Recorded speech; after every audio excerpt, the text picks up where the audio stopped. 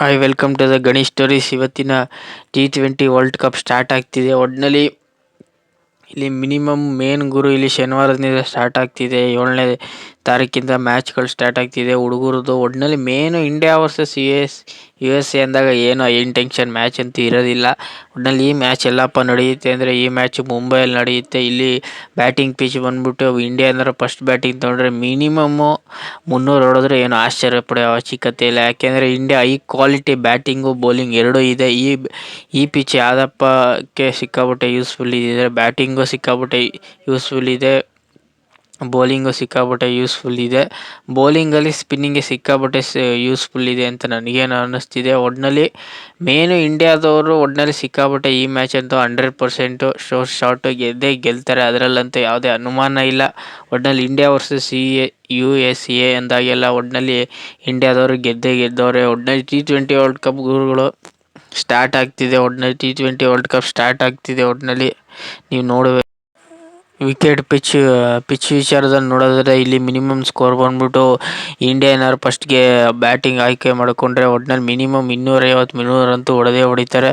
First batting ಆಡಿದವರು ಒಟ್ಟಿನಲ್ಲಿ ಗೆಲ್ಲೋ chances ಒಂಚೂರು ಜಾಸ್ತಿ ಇದೆ. ಸೆಕೆಂಡ್ ಬ್ಯಾಟಿಂಗ್ ಆಡೋರು ಒಂಚೂರು ಕಡಿಮೆ ಇದೆ ಅನ್ನೋ ಇಲ್ಲಿ ಪಿಚ್ ರಿಪೋರ್ಟ್ ಇದೆ. ಒಟ್ಟಿನಲ್ಲಿ ಬೌಲಿಂಗ್ಗೆ ಸಿಕ್ಕಾಪಟ್ಟೆ ಯೂಸ್ಫುಲ್ ಇದೆ. ಒಟ್ಟಿನಲ್ಲಿ ಇಂಡಿಯಾ ಈ ಮ್ಯಾಚ್ ಅಂತೂ ಗೆದ್ದೇ ಗೆಲ್ತಾರೆ ಅಂತ ನನಗೇನು ಅನಿಸ್ತಿದೆ. ಒಟ್ಟಿನಲ್ಲಿ T20 ವರ್ಲ್ಡ್ ಕಪ್ ಸ್ಟಾರ್ಟ್ ಆಗ್ತಿದೆ ಗುರು. ಒಟ್ಟಿನಲ್ಲಿ ಟೋಟಲ್ ಆಗಿ team India world cup squad ಎಷ್ಟು ಜನಪ್ಪ ಇರ್ತಾರೆ ಅಂದರೆ ಮಿನಿಮಮ್ 15 ಜನ ಇರ್ತಾರೆ. ಇಲ್ಲಿ ಸೂರ್ಯಕುಮಾರ್ ಯಾದವ್, ಇಶಾನ್ ಕಿಶನ್, ಸಂಜು ಸ್ಯಾಮ್ಸಂಗ್ ಇರ್ತಾರೆ. ಸಂಜು ಸ್ಯಾಮ್ಸಂಗ್ನ ಮಿನಿಮಮ್ ಈ ಮ್ಯಾಚಲ್ಲಂತೂ ಆಡಿಸೋದಿಲ್ಲ. ತಿಲಕ್ ವರ್ಮಾ ಕಮ್ಬ್ಯಾಕ್ ಆಗಿದ್ದಾರೆ. 100% ಈ ಮ್ಯಾಚಲ್ಲಂತೂ ತಿಲಕ್ ವರ್ಮಾ ಆಡಿಸ್ತಾರೆ. ವಾಷಿಂಗ್ಟನ್ ಸುಂದರ್ ಇದ್ದಾರೆ, ರಿಂಕು ಸಿಂಗ್ ಇದ್ದಾರೆ, ಹಾರ್ದಿಕ್ ಪಾಂಡ್ಯ ಇದ್ದಾರೆ, ಅಕ್ಷಯ್ ಪಟೇಲ್ ಇದ್ದಾರೆ, ಶಿವಮ್ ದುಬೆ ಇದ್ದಾರೆ, ಕುಲ್ದೀಪ್ ಯಾದವ್, ವರುಣ್ ಚಕ್ರವರ್ತಿ. ಮೇನು ಲೆಜೆಂಡ್ರಿ ಬೌಲಿಂಗು ಇಲ್ಲಿ ಜಸ್ಪ್ರೀತ್ ಬೂಮ್ರಾ, ಅಜರ್ ಸಿಂಗ್ ಲೆಫ್ಟ್ ಹ್ಯಾಂಡರು. ಇಲ್ಲಿ ಹರ್ಷಿತ್ ರಾಣಾನ ಕಂಬ್ಯಾಕ್ ಮಾಡಿದ್ದಾರೆ. ಮೇನು ಇಲ್ಲಿ ಸೂರ್ಯಕುಮಾರ್ ಯಾದವ್, ಜಸ್ಪ್ರೀತ್ ಬೂಮ್ರಾ, ಹಾರ್ದಿಕ್ ಪಾಂಡ್ಯ, ಅಕ್ಷಯ್ ಪಟೇಲ್ ಇವರು 4 ಜನ ಸಿಕ್ಕಾಪಟ್ಟೆ ಇಂಪ್ಯಾಕ್ಟ್ ಆಗೇ ಆಗ್ತಾರೆ ಅಂತ ನನಗೇನು ಅನ್ನಿಸ್ತಿದೆ. ಒಟ್ಟಿನಲ್ಲಿ ಮೇನ್ ಗುರು ಒಟ್ಟಿನಲ್ಲಿ ಟೋಟಲಾಗಿ ಇಂಡಿಯಾ ಸ್ಕ್ವಾಡಲ್ಲಿ ಇಷ್ಟ. ಇಂಡಿಯಾ ಟೀಮಲ್ಲಿ ಯಾರ್ಯಾರಪ್ಪ ಇರ್ತಾರೆ ಅಂದರೆ ಇಲ್ಲಿ ಸೂರ್ಯಕುಮಾರ್ ಯಾದವ್ ಕ್ಯಾಪ್ಟನ್ ಆಗಿರ್ತಾರೆ. ಇಲ್ಲಿ ಓಪನರ್ ಆಗಿ ನನ್ನ ಪ್ರಕಾರ ಇಲ್ಲಿ ಸಂಜು ಸ್ಯಾಮ್ಸಂಗ್ನೇ ಕಳಿಸ್ಬೋದು, ಇಲ್ಲ ಅಭಿಷೇಕ್ ಶರ್ಮಾನ ಕಳಿಸ್ಬೋದು. ಇವರಿಬ್ಬರಂತೂ ಬರೋದಂತೂ ಖಚಿತ. ಇಲ್ಲ ಇಶಾನ್ ಕಿಶನ್ನ ಕರೆಸ್ಬೋದು.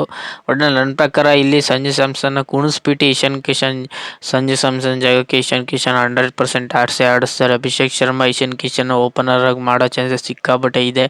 3ನೇ ಬ್ಯಾಟ್ಸ್ಮನ್ ಆಗಿ ಇಲ್ಲಿ ಸೂರ್ಯಕುಮಾರ್ ಯಾದವ್ ಇರ್ತಾರೆ. ಇಲ್ಲಿ 4ನೇ ಬ್ಯಾಟ್ಸ್ಮನ್ ಆಗಿ ಸಿಕ್ಕಾಪಟ್ಟೆ ಹೋರಾಟ ಇದೆ. ನನ್ನ ಪ್ರಕಾರ ಇಲ್ಲಿ ತಿಲಕ್ ವರ್ಮನ ಇಲ್ಲ ಇಲ್ಲಿ ರಿಂಕು ಸಿಂಗ್ನ ಆಡಿಸ್ತಾರೆ ಅಂದರೆ ನನ್ನ ಪ್ರಕಾರ ಇಲ್ಲಿ ರಿಂಕು ಸಿಂಗ್ನ ಆಡಿಸೋ ಡೌಟು. ಇಲ್ಲಿ ತಿಲಕ್ ವರ್ಮನ ಆಡಿಸ್ತಾರೆ, ಹಾರ್ದಿಕ್ ಪಾಂಡ್ಯನ ಆಡಿಸ್ತಾರೆ, ಅಕ್ಷಯ್ ಪಟೇಲ್ನ ಆಡಿಸ್ತಾರೆ, ಶಿವಮ್ ದುಬೆ ಇರ್ತಾರೆ, ರಿಂಕು ಸಿಂಗ್ ಇರ್ತಾರೆ, ಒಟ್ನಲ್ಲಿ ಅಶೋಕ್ ಸಿಂಗ್ ಇರ್ತಾರೆ, ಜಸ್ಪ್ರೀತ್ ಬೂಮ್ರಾ ಇರ್ತಾರೆ, ವರುಣ್ ಚಕ್ರವರ್ತಿ ಇರ್ತಾರೆ. ಒಟ್ನಲ್ಲಿ ಟೀಮು 99% ಇಷ್ಟೇ ಜನ ಇರ್ತಾರೆ ಅಂತ ಹೇಳೋಕ್ಕಂತೂ ಆಗಲ್ಲ. ಚೇಂಜ್ ಆಗೋ ಚಾನ್ಸಸ್ ಸಿಕ್ಕಾಪಟ್ಟೆ ಇದ್ದೇ ಇರುತ್ತೆ ಗುರು ಅಂತ ನನಗೇನು ಅನ್ನಿಸ್ತಿದೆ ಗುರು.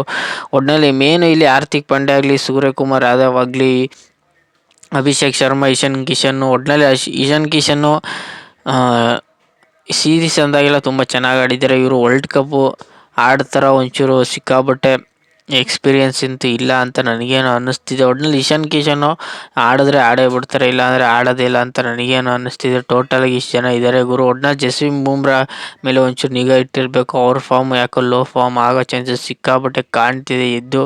ಒಟ್ಟಿನಲ್ಲಿ ವರ್ಲ್ಡ್ ಕಪ್ ಅಂದಾಗ ಜಸ್ಪ್ರೀತ್ ಬೂಮ್ರಾ ಕಂಬ್ಯಾಕ್ ಆಗಿದ್ದಾರೆ ಅಂತ ನನಗೇನು ಅನ್ನಿಸ್ತಿದೆ ಗುರು. ಟೋಟಲಾಗಿ ಇಷ್ಟು ಜನ ಇರ್ತಾರೆ ಟೀಮಲ್ಲಿ. India versus USA head start ನೋಡಿದರೆ ಒಂದು ಮ್ಯಾಚ್ ಆಡಿದ್ದಾರೆ. ಅದು ವರ್ಲ್ಡ್ ಕಪ್ಪಲ್ಲಿ ಮಾತ್ರ ಇವರು ಒಂದು ಮ್ಯಾಚ್ನ ಆಡಿದ್ದಾರೆ. ಅದರಲ್ಲೂ ಇಂಡಿಯಾದವರು ಒಂದು ಮ್ಯಾಚ್ನ ಗೆದ್ದವರೇ ಗುರು. ಒಟ್ಟಿನಲ್ಲಿ ಹೆಡ್ ಸ್ಟಾರ್ಟದಲ್ಲಿ ಇಂಡಿಯಾದವರು ಒಂದು ಮ್ಯಾಚ್ನ ಗೆದ್ದಿದ್ದಾರೆ, ಅದು ಅಷ್ಟೇ. ಒಟ್ಟಿನಲ್ಲಿ ಇವರೇನು ಸೀರೀಸ್ ಏನು ಆಡಿಸಲ್ಲ. ಒಟ್ಟಿನಲ್ಲಿ T20 ವರ್ಲ್ಡ್ ಕಪ್ ಅಂದಾಗೆಲ್ಲ ಇವರು ಈ ಮ್ಯಾಚಲ್ಲಿ ಹೈ ಎಂಡಲ್ಲಿ ಇರ್ತಾರೆ. ಒಟ್ಟಿನಲ್ಲಿ ಇಂಡಿಯಾ T20 ವರ್ಲ್ಡ್ ಕಪ್ ಅಂದಾಗೆಲ್ಲ ಹೈ ಇಂಟೆನ್ಷನ್ ಮ್ಯಾಚ್ಗಳನ್ನ ತೊಗೊಂಡೋಗ್ತಾರೆ. ಈ ಮ್ಯಾಚ್ ಅಂತೂ ಈಸಿಯಾಗಿ ಗೆಲ್ತಾರೆ ಅಂತ ನನಗೇನು ಅನ್ನಿಸ್ತಿದೆ. ಒಟ್ಟಿನಲ್ಲಿ ಈಗ ಡೀಸೆಂಟಾಗಿ ನಡೆದಿರೋ ಮ್ಯಾಚ್ಗಳೆಲ್ಲ ಇಂಡಿಯಾ T20 ಮ್ಯಾಚ್ಗಳನ್ನ ಗೆದ್ದಿದ್ದಾರೆ. ಈಗ ವಾರ್ಮ್ ಮ್ಯಾಚಲ್ಲೂ ಸೌತ್ ಆಫ್ರಿಕಾ ವಿರುದ್ಧ ಇಂಡಿಯಾ ಗೆದ್ದವ್ರೆ. ಒಟ್ನಲ್ಲಿ ಮಿನಿಮಮ್ 250 ಏನೋ ಹೊಡೆದ್ರು. ಒಟ್ನಲ್ಲಿ ಆ ಮ್ಯಾಚ್ನು ಗೆದ್ರು ಇಂಡಿಯಾದವರು. ಒಟ್ನಲ್ಲಿ ವಾರ್ಮ್ ಮ್ಯಾಚ್ ಆಗಲಿ ಯಾವುದೇ ಮ್ಯಾಚ್ ಆಗಲಿ ಇಂಡಿಯಾ ಬಿಟ್ಕೊಡೋದಿಲ್ಲ ಗುರು. ಒಟ್ನಲ್ಲಿ ಇಂಡಿಯಾ ವರ್ಲ್ಡ್ ಕಪ್ T20 ಅಂದಾಗೆಲ್ಲ ಒಟ್ನಲ್ಲಿ ಈಸಿಯಾಗಿ ಬಿಟ್ಕೊಡೋದಿಲ್ಲ. ಮೇನು ಇಲ್ಲಿ ಸಿಕ್ಕಾಪಟ್ಟೆ ಇಂಡಿಯಾಗೆ ಚಾನ್ಸ್ಗಳಿದೆ. ಒಟ್ನಲ್ಲಿ ಮೇನು ಜಸ್ಪ್ರೀತ್ ಬೂಮ್ರಾ, ಹಾರ್ದಿಕ್ ಪಾಂಡ್ಯ, ಸೂರ್ಯಕುಮಾರ್ ಯಾದವ್, ತಿಲಕ್ ವರ್ಮಾ ಮೇಲೆ ಸಿಕ್ಕಾಪಟ್ಟೆ ಎಕ್ಸ್ಪೆಕ್ಟೇಷನ್ ಇದೆ. ಅವರು ಇಂಜುರಿಯಿಂದ ಕಮ್ ಬ್ಯಾಕ್ ಆಗಿದ್ದಾರೆ. ಒಟ್ನಲ್ಲಿ ಈ ಮ್ಯಾಚಲ್ಲಿ ಆಡಿಸ್ತಾರೆ ಇಲ್ವಾ ಅಂದರೆ ನನ್ನ ಪ್ರಕಾರ ಆಡಿಸ್ತಾರೆ ಅಂತ ನನಗೇನು ಅನ್ನಿಸ್ತಿದೆ ಒಟ್ನಲ್ಲಿ ಗುರು.